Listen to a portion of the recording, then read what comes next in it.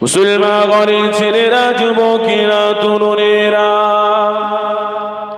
এ নবী পাকি প্রেমিকেরা, শুনে রেখে দাও, আর সমাজের বুকে দিনে মাহফিলের আলোচনা এখানে করতে লাগে, কিন্তু সমাজের বুকে কোথাও বা মেলা হয়, সমাজের বুকে কোথাও বা খেলা হয়, গান বাজনা হতে লাগে।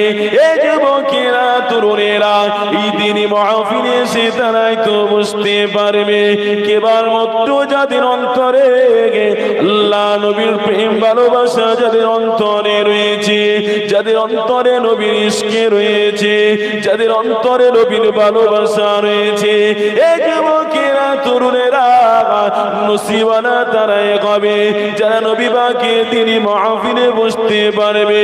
তবে শুনে রেখে দাও, বলে নসিবে মাহফিলটা জুড়বে না।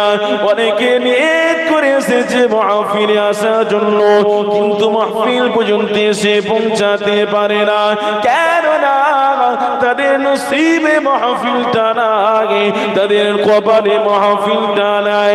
কেননা এই মাহফিলে বসলে আল্লাহর ওয়াদা রয়েছে, তাদের গুনাহ খাতাকে আল্লাহ ক্ষমা করে দিয়ে দেবে, তাদের আমলনামাতে আল্লাহ নেকি লিখে দিয়ে দেবে।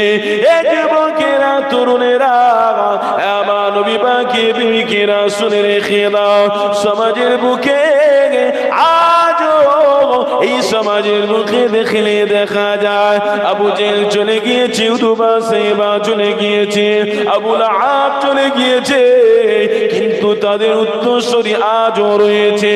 কেননা তাদের উত্তরসূরিরা তারা এই জায়গাতে আসে নিষেধ করে, তারা ওই জায়গাতে নিয়ে যায়, মানুষদেরকে আহ্বান করে, যেটা হলো খেলা মেলা বলেন না কেন, গান বাজনা জায়গা বলেন না কেন।